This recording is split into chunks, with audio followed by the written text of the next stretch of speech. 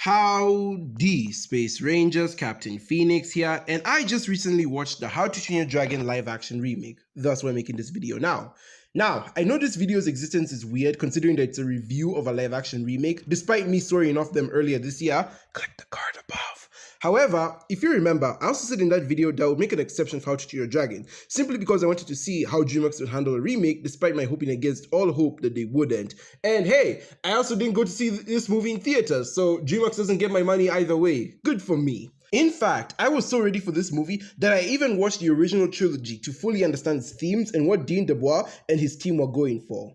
And honestly, after watching them again, they're even better than I remember. And just to add fuel to the fire, if you want to know what side of the war I'm on, I'm fully on team The Hidden World was great, especially the ending. How to Train Your Dragon is, in my opinion, one of the best animated trilogies out there, and it stands the test of time.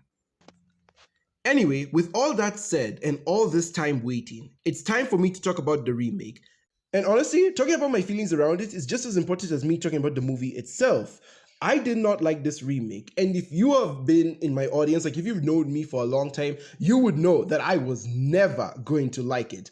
I'm sorry to the fans out there. I know there's an audience that enjoys this movie, but I just don't care. I'm not gonna be pulling any punches here, even if some of them may sound a bit nitpicky. The main reason why I dislike this remake is because there is no reason for it to exist. As I said in my remake video, the first How to Train Your Dragon movie came out 15 years ago. The last cinematic one came out 6 years ago. And the last TV show ended 2 years ago. This movie has no nostalgic value whatsoever. I honestly consider this practice even worse than Disney, because at least Disney bothers to remake actual nostalgic properties. Yes, I know the Moana remake is happening, but until that comes out, my point still stands. I find this to be blatant manipulation of the audience, and what's worse is that people fell for it yet again. This remake has had the biggest opening of any How to Train Your Dragon movie yet, and made $500 million at the box office. The power of nostalgia, ladies and gentlemen. Now, you probably think I would be nicer to the remake if it was different. Maybe it offers something new and exciting that the original didn't have time for, and maybe, just maybe, that would make it worth my while. And that would be true if there was anything different to begin with. Not only is this remake completely unnecessary, but it straight up copies the Disney formula of repeating everything line for line and beat for beat. There is almost nothing different to this movie, which is a driving force for my current unbridled rage and apathy to all the other remakes. This is honestly heartbreaking, as Dean DeBois himself, the director of both the original and the remake, why am I saying remake?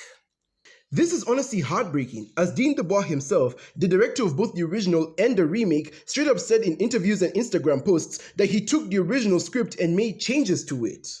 I am not kidding, bro was out here doubling down on Instagram posts. This was obviously disproven when, closer to the movie's release, an article was released where he reconfirmed that he actually didn't change the script. If this isn't daylight evidence that directors and studios will say whatever you want to hear and lie to you to get your butts in theaters, then I don't know what is. We seriously have to be better than this, guys. I'm not surprised that Dean lied, but I do feel bad for the fans who genuinely bought into the lie, hoping that we wouldn't get more of what Disney does. And this just makes me wonder why they couldn't adapt the books. Like, if you're gonna retell the story of How to Train Your Dragon but are too afraid to do something different, why not tell the story of the original books? Those were clearly famous, and you'll be able to bring in a new audience while telling a different story under the same profitable brand. Surely it wasn't just made for the money, right? Vikings, I have returned. Mia? I want a shield. Oh, you gotta see this. One of 5 immersive worlds in one amazing new theme park. Epic Universe, only at Universal Orlando Resort. Okay, so I guess it is just about the money. And that's why I'm so angry. The existence of this movie fills me with the same anger and apathy I have toward the Disney stuff, because it's cheap and manipulative, and people will still flock to it while simultaneously calling me a shill for calling out the dumb Elio controversy. But putting all that aside, what did I think of the movie itself? Honestly, it was fine. Sauceless, but fine. Let's start with one thing I actually really did like, and that was the visuals. This is a really gorgeous looking movie.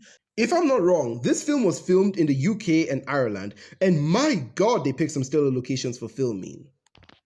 I mean, just look at this shot right here. For Dean's first live-action movie, they really went all out with the set locations and the scale he needed.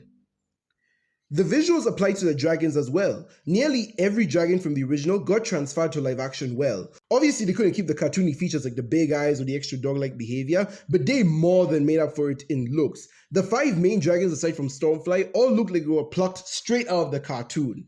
Look at Hook Thing in this picture, for example. Now that's a dragon. Even the Red Death got a glow up. She looks much more menacing here, and I swear I think she's even bigger than her animated counterpart. However, I did say I would get into nitpicks, and there are quite a few here. Some that could snowball into bigger issues if they decide to franchise this, which they're already doing. The first of my issues comes in the form of Hiccup and Astrid. I really don't like Hiccup's actor in this movie, and it's not because I have any personal beef or hatred against the guy.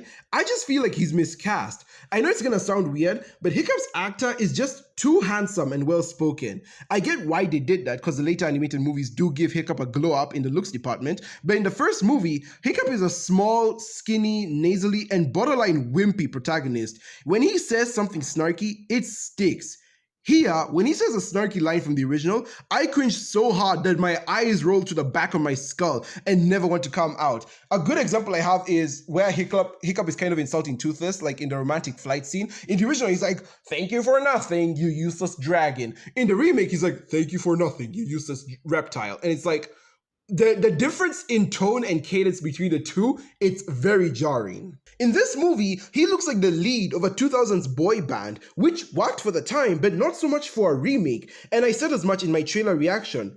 Heck, the movie makes it a mission of pointing out how small and weak Hiccup is, yet he's literally bigger than Snotlout.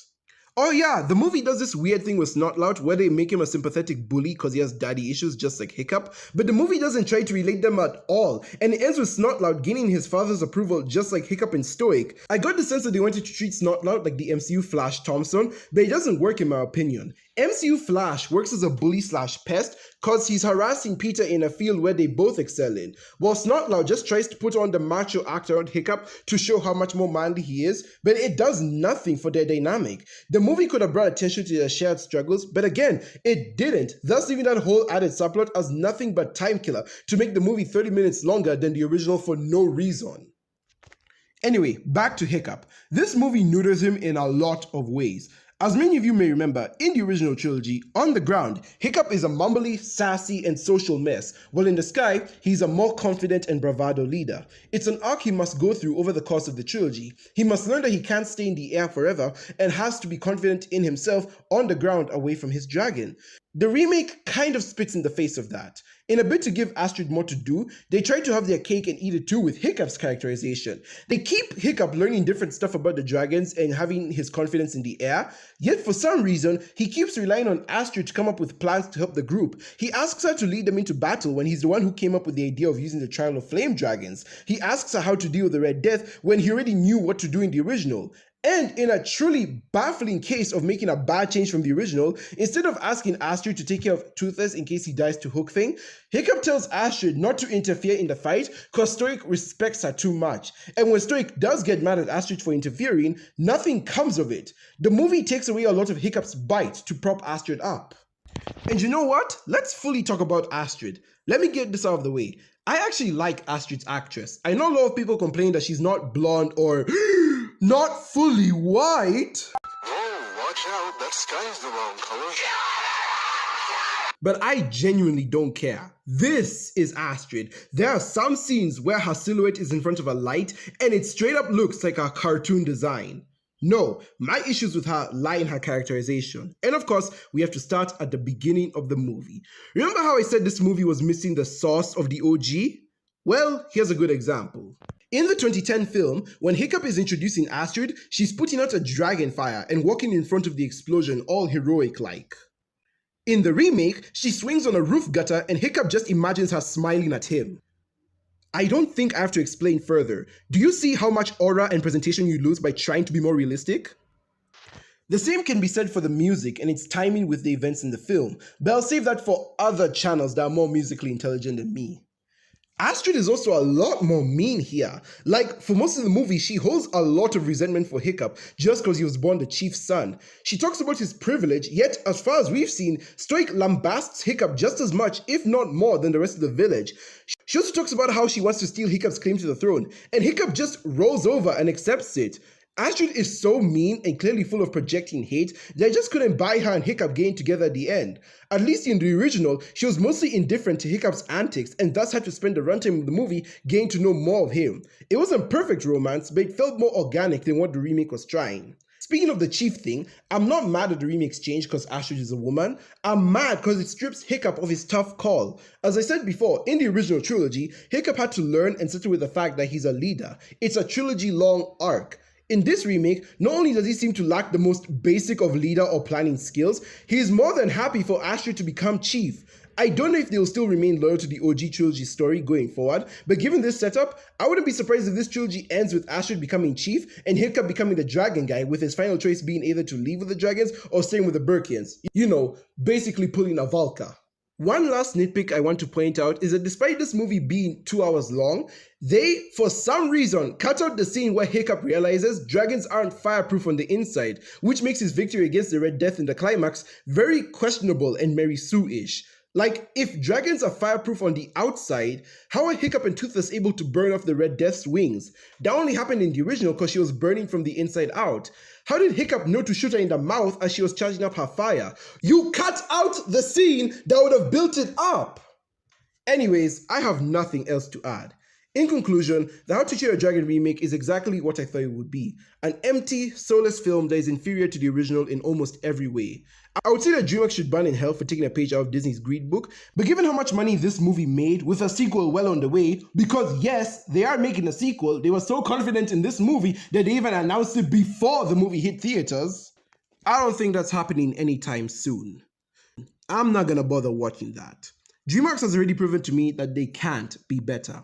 And I will stick to my promise this time. I'm not going to watch the sequel, nor am I going to talk about remakes on this channel if I can help it. Not until we get some risks that show that the studios and creators actually give a damn about the stories they're adapting. And to the audience that loves these remakes, I know I'm not going to be able to change your minds, but I just have to ask this. If you really want to recapture the spirit of the original, why not just rewatch the original? It's not going anywhere, and I promise, your kids will get as much nostalgic value from it as you do. Anyways, guys, that's gonna be all from me today. Tell me, what did you think of the How to Train Your Dragon remake? Did you like it? Was it faithful? Was it lazy? Was it everything you hoped for? Or do you think these remakes should take more risks going forward? Let me know down in the comments below. And as always, let's have a discussion. Thank you guys very much for watching. Be sure to like if you like, subscribe if you haven't already, hit the notification button to be part of the team, slap a cow, and with that, I have been Captain Phoenix, and I will see you in another universe. Goodbye, my Rangers.